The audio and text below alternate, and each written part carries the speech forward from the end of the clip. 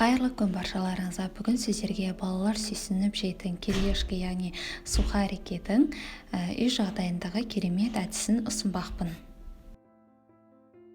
Алдымен нанымызды кубиктеп турап дайындап аламыз. Кез келген нанды қолдана бересіздер. Ақ нан болса да, қара нан болса да айырмашылығы жоқ.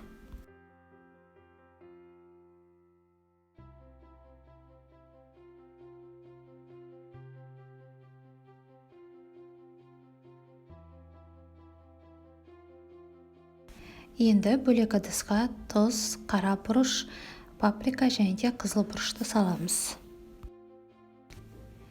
2 чеснокты теркадан өткізіп саламыз.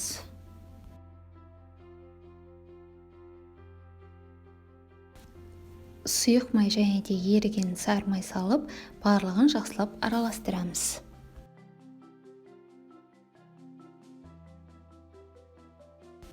Дайын болған қоспамызды нанның үстіне құйып шығамыз және де барлық жеріне тигенінше ақырын ғана араластырамыз.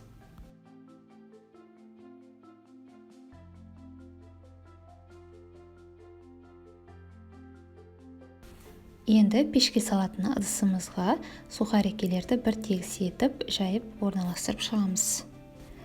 Қызып тұрған пеште 200 градуста 10 минут шамасында пісіріп аламыз, арасында араластырып тұруға болады. Міне осымен біздің сухарикиіміз дайын болды. Үйде артылған нандардан да жасап қойсаңыздар болады. Дәмі де, иісі де өте керемет болып шығады. Видеоны соңына дейін көргендеріңіз үшін рахмет. Сіздермен бірге Ұлжанат Абайқызы.